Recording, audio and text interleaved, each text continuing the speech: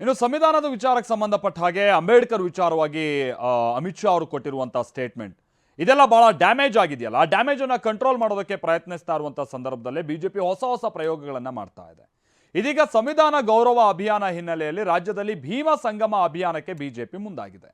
ಈ ಮುಖ್ಯವಾಗಿ ಸಂವಿಧಾನ ವಿಚಾರದಲ್ಲಿ ಆಗಿರುವಂತಹ ಚುನಾವಣಾ ಹಿನ್ನಡೆಯನ್ನ ಅಥವಾ ಮುಂದಾಗಬಹುದಾದಂಥ ರಾಜಕೀಯ ಹಿನ್ನಡೆಯನ್ನ ಭರ್ತಿ ಮಾಡಿಕೊಳ್ಳೋದಕ್ಕೆ ಭೀಮಾ ಸಂಗಮ ಕಾರ್ಯಕ್ರಮಕ್ಕೆ ತೀರ್ಮಾನಿಸಿದೆ. ಜನವರಿ 25ರ ಒಳಗಾಗಿ ರಾಜ್ಯವ್ಯಾಪಿ ಭೀಮಾ ಸಂಗಮ ಕಾರ್ಯಕ್ರಮ ಮಾಡೋದಕ್ಕೆ ತೀರ್ಮಾನ ಮಾಡಲಾಗಿದ್ದು, ಶಾಸಕರುಗಳು ಹಾಗೆ ಸಂಸದರಿಗೆ ಜವಾಬ್ದಾರಿಯನ್ನು ಹೊರಿಸಲಾಗಿದೆ. ಬಿಜೆಪಿ ಶಾಸಕರುಗಳು, ವಿಧಾನ ಪರಿಷತ್ ಸದಸ್ಯರು, ಸಂಸದರು ತಮ್ಮ ಮನೆಗಳಲ್ಲಿ ನಡೆಸಲಿರುವಂತಹ ಕಾರ್ಯಕ್ರಮ ಇದಾಗಿದ್ದು, ಎಸ್ಸಿ ಹಾಗೆ ಎಸ್ಟಿ ಸಮುದಾಯದವರನ್ನ ತಮ್ಮ ಮನೆಗೆ ಕರೆಸಿಕೊಂಡು ಸನ್ಮಾನ ಮಾಡುವಂಥದ್ದು ಕೂಡ ಇದರದೊಂದು ಭಾಗ. ಬೆಂಗಳೂರಿನ ಬಿಜೆಪಿ ರಾಜ್ಯ ಕಚೇರಿಯಲ್ಲಿ ನಿನ್ನೆ ನಡೆದಂಥ ಸಂವಿಧಾನ ಗೌರವ ಅಭಿಯಾನ ಕಾರ್ಯಕ್ರಮದಲ್ಲಿ ಕೆಲ ನಿರ್ದೇಶನಗಳನ್ನು ನೀಡಲಾಗಿದೆ ಅನ್ನೋದು ತಿಳಿದು ಬಂದಿದೆ.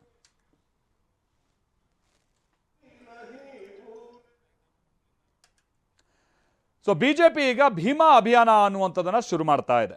ಅಂದ್ರೆ ಅಂಬೇಡ್ಕರ್ ವಿಚಾರಕ್ಕೆ ಸಂಬಂಧಪಟ್ಟ ಹಾಗಿನ ಜನರಲ್ಲಿ ಸಂವಿಧಾನ ವಿಚಾರವಾಗಿ ಜಾಗೃತಿ ಮೂಡಿಸುವಂಥದ್ದಾಗಿರ್ಬೋದು, ಸಂವಿಧಾನದ ಪೀಠಿಕೆಯನ್ನ ಓದೋದು, ಸಂವಿಧಾನದಲ್ಲಿರುವಂತಹ ಹಕ್ಕುಗಳು ಏನೇನು ಅನ್ನೋಂಥದ್ದು ವಿವರಿಸೋದು, ಈ ಥರದ ಒಂದು ಪ್ರಕ್ರಿಯೆ. ನಿನ್ನೆ ನಡೆದಂಥ ಸಭೆಯಲ್ಲಿ ಇದಕ್ಕೆ ಸಂಬಂಧಪಟ್ಟಾಗೆ ಕೆಲ ನಿರ್ದೇಶನಗಳನ್ನು ಕೊಡಲಾಗಿದೆ ಅನ್ನೋದು ತಿಳಿದು ಬರ್ತಾ ಇದೆ. ಇನ್ನು 1.5 ವರ್ಷಗಳ ಬಳಿಕ ಬಿಜೆಪಿ ಪರಾಜಿತ ಅಭ್ಯರ್ಥಿಗಳ ಸಭೆ ಇವತ್ತು ಬೆಂಗಳೂರಿನಲ್ಲಿ ನಡೆದಿದೆ. ಜಿಲ್ಲಾ ಹಾಗೆ ತಾಲೂಕು ಪಂಚಾಯತ್ ಚುನಾವಣೆ ನಡೆಯಬಹುದು ಮುಂದಿನ ಹಂತದಲ್ಲಿ. ಅದರ ದೃಷ್ಟಿಯಿಂದ ಈ ಸಭೆ ನಡೆಸಲಾಗಿದ್ದು, ಕಾಲಕಾಲಕ್ಕೆ ಇದೇ ರೀತಿಯ ಸಭೆ ನಡೆಸಬೇಕು ಅನ್ನುವಂಥ ಆಗ್ರಹ ಕೂಡ ವ್ಯಕ್ತ ಆಗಿದೆ ಅನ್ನೋದು ತಿಳಿದು ಬಂತು.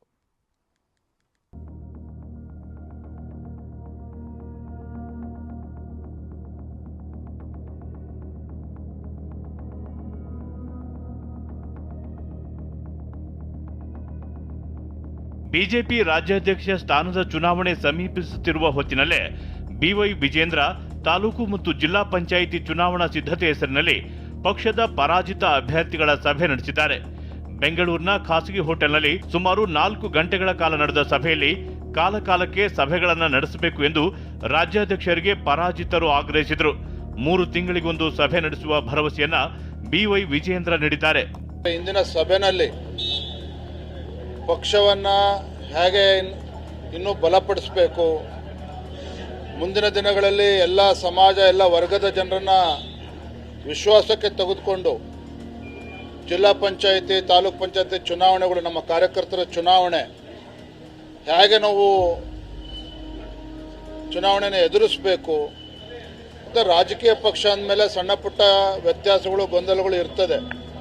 ಅವೆಲ್ಲವನ್ನೂ ಕೂಡ ಕೇಂದ್ರದ ವರಿಷ್ಠರು ಗಮನಿಸ್ತಾ ಇದ್ದಾರೆ. ಅದು ನಮ್ಮೆಲ್ಲರ ಕರ್ತವ್ಯ. ನಾವೆಲ್ಲರೂ ಕೂಡ ಒಗ್ಗಟ್ಟಾಗಿ ಒಂದಾಗಿ ಪಕ್ಷವನ್ನು ಬಲಪಡಿಸ್ತಕ್ಕಂಥ ಕೆಲಸ ಮಾಡಬೇಕು ಅನ್ನೋ ಸಂದೇಶವನ್ನು ಸನ್ಮಾನ್ಯ ಯಡಿಯೂರಪ್ಪನವರು ಎಲ್ಲ ಹಿರಿಯರು ಕೂಡ ನೀಡಿದ್ದಾರೆ. ಮತ್ತು ರಾಜ್ಯದ ರಾಜಕೀಯ ಪರಿಸ್ಥಿತಿ ಬಗ್ಗೆನೂ ಕೂಡ ನಾವು ಚರ್ಚೆ ಮಾಡಿದ್ದೇವೆ.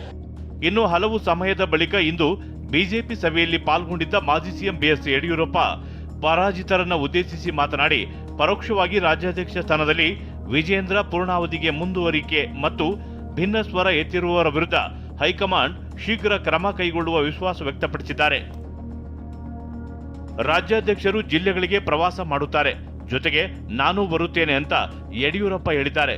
ರಾಜ್ಯದಲ್ಲಿ ಪಕ್ಷ ಬಲಪಡಿಸಲು ವಿಶೇಷ ಗಮನ ಕೊಡೋಣ ಎಂದಿರುವ ಬಿಎಸ್ವೈ, ಯಾರೋ ಒಬ್ಬಿಬ್ಬರು ನಮ್ಮ ಬಗ್ಗೆ ಹಗುರವಾಗಿ ಮಾತನಾಡುತ್ತಾರೆ, ಅವರ ಬಗ್ಗೆ ನಾವು ತಲೆಕೆಡಿಸಿಕೊಳ್ಳುವ ಅಗತ್ಯವಿಲ್ಲ.